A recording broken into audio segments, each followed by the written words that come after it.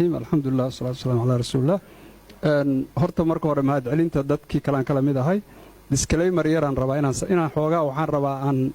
aan horta Abdixkiin markuu magacayga sheegayo wuxuu yiri Afyare wuxuu kamid yahay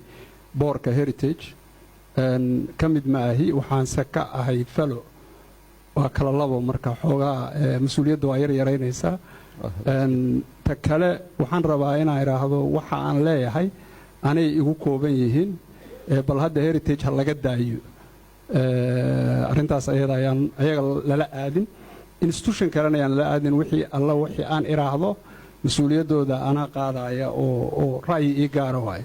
mawduucana marka aan aniga hadda abaarayo waxaan u abaarayaa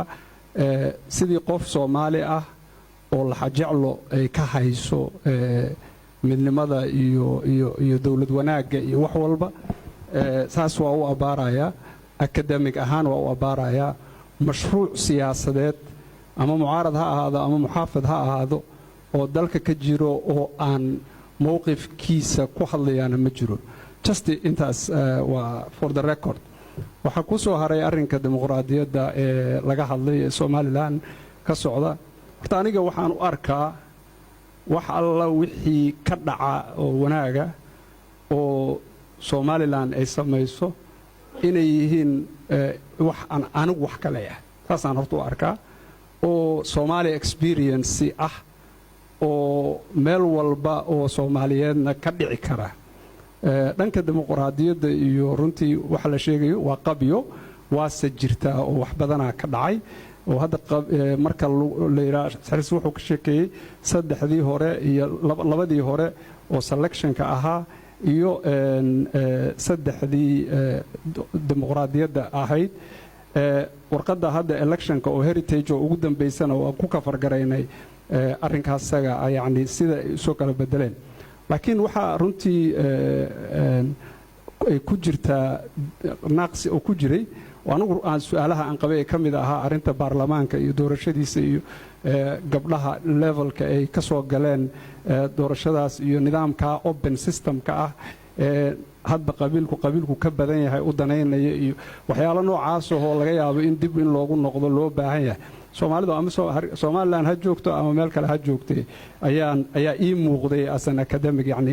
ina horta aan tilmaamo arrinkan ah extensionka anigu extensionka in mabda ahaan loo qaato sax ilama ah laakiin technique ahaan war waa soo dhawaanay waxba naga dhiman 6 bilood ha naloo ku daro 8 ha naloo ku daro wax noocaas oo kala oo shaqo socota la dhameystirayo technical extension waxaan yiraahdaan waa wax dhiba ma laha laakiin hadii mabda ahaan loo qaato baarlamaanka hadda Somaliland 2005 la soo doortay 2005 ilaa hadda jooga waa uu ku dhufsanayaan maaragtay yani runtii waxa ka fiican in la isdoorto xoogaa hirgirig dhacdo mid la eriyo mid la keeno sida madaxweynayaashaba mid marna loo eriyayo marna loo keenayo aniga marka ilama sax aha yani dimuqraadiyadda la sheegayo nuxur waxa uu ah asal waxa uu ah isku bedelka xukuumadaha marka ay waxa jira waxa la yiraahdo double turnover oo nuxurkeedu yahay hadda South Africa iyo meelo badan oo la iska doortaa jiro oo wali dimuqraadi ahayn macnaha dimuqraadiyadda cycle-keedu wuxuu buuxsamaa marka mucaarad la eriyo muxaafad la eriyo oo mucaarad yimaad oo mucaaradkii haddana la eriyo oo haddana midkii kale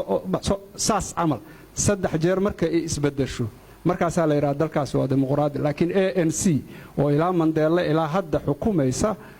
maaha yani full cycle qiima ah